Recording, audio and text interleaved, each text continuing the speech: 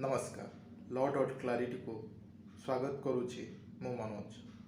बेले बेले ए मनीष जीवन में एमती किसी घटना घटे जहाँ से केवे कल्पना भी भावी न थाए। एमितिरे जदि से किसी मन को छुईला परी जिनिस हासिल करनिए ता भितर देखा दिए एक अद्भुत मानसिकता। आउ एई मानसिकता केतबेले गोटे सुंदर स्वप्न देखाई थाए तो आउ केतबेले देखाई थाए अपराधर बाट।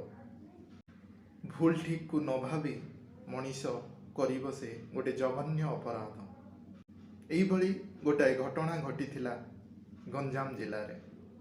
प्रेम जदि तार परिसीम रुहे ताहले से हो जाए भगवानंकर श्रेष्ठ वरदान ए मनीष समाज पाई। हेले सही प्रेम जदि तार परिसीमा अतिक्रम करी जाए ताहले ताहा आमे माने मानि नियंती पाप। एमितिरे ए कहानीटी होउची दुई सहकर्मी सांगंगर कहानीटी किछि एमिति थिला। जणे युवक भल पाई बसिले तांको सहकर्मी धर्मपत्नी को। किछि दिन परे ए संपर्क अति निबिड़ हो जाइथिला। एई संपर्कर मूलदुआ पड़िथिला। एई संपर्कर मूलदुआ पड़िथिला तार मुख्य कारण हेउची स्वामी स्त्री भितर नथिला उत्तम बुझावणा। स्त्री निजर असुविधा को स्वामी आगरे कही पारु नथिले, तेणु से तांको मन कथा तांको स्वामी को सांग को कही मनर बोझटा को हल्का करी देउथले।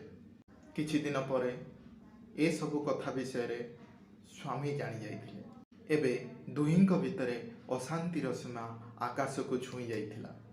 धीरे धीरे स्त्री निजर भूल बुझी पारी ए संपर्क रे पूर्णछेद पकाइबा को चेष्टा करुथिले एवं निष्पत्ति भी नहीं जाइथिले।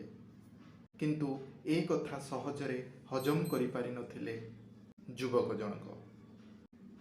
जनक तांको विवाहित प्रेमिका को मारिबा पाई उद्यम करिथिले, किंतु से सफल होई पारि नथिले। तार मुख्य कारण हेउची प्रेमिका घर आखपाखरे बहुत गुड़े घर थिला, जहाँ फल कि प्रेमिका एपरी मरणात्मक चित्कार शुणी गाँव आखपाख लोक धाई आसीथिले।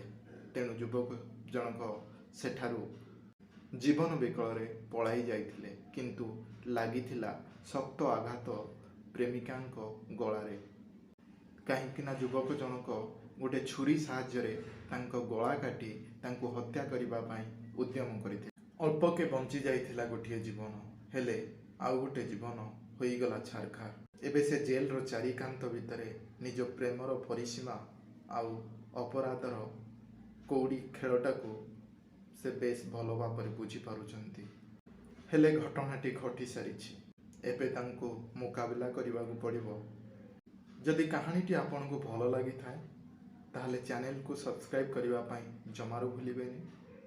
आपनकर बहुमूल्य लाइक आउ कमेंट माध्यम रे मते प्रोत्साहन करिवे। जय हिंद।